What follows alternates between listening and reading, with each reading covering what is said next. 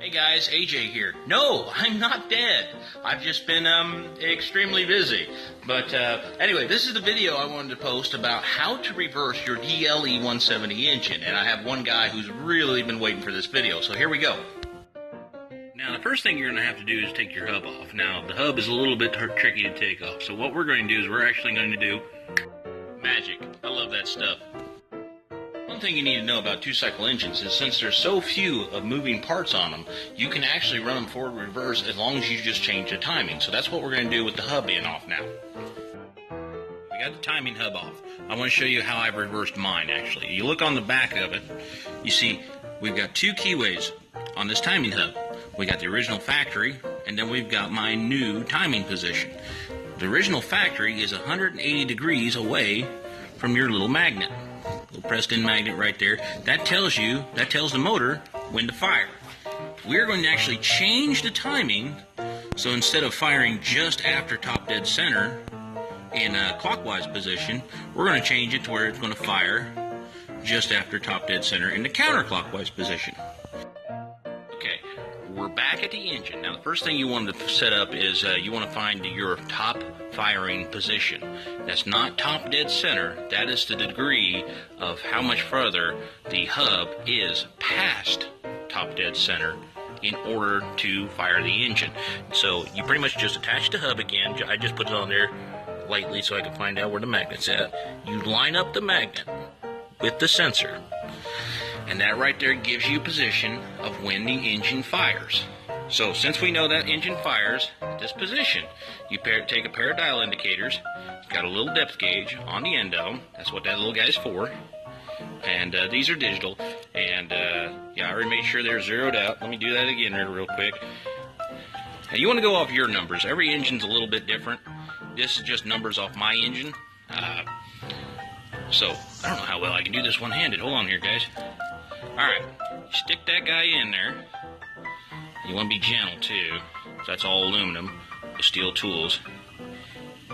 And I've got about 1 inch on that.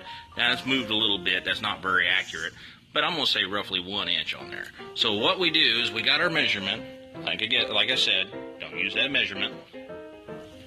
So we know the cylinder's going to sit 1 inch inward right when it fires.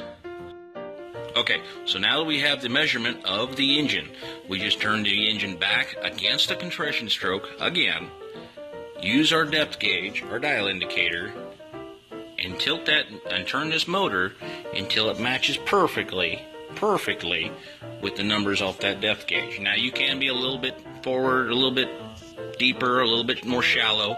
You're going to change your engine performance if you do that. But these sensors on here are actually adjustable. You can actually adjust your timing a little bit with these sensors. After you get the cylinder in the perfect position for the top firing position for the reverse side, take your hub off, take your little magnet, where'd it go? Where'd it go? There it is. And you line that up with your sensor in there, like so. When you get it lined up, you take your hammer, you give it a light tap. Once you tap it, it should mar the hub a little bit in that position. You take your hub off, and voila, you got your transfer of your timing position onto your aluminum hub. Okay, so after you got the transfer onto your timing hub, you can actually do one of two things. I would actually recommend you take it to a machine shop and have them broach a keyway into it. It'll run you about $20, $25, depends on the machine shop.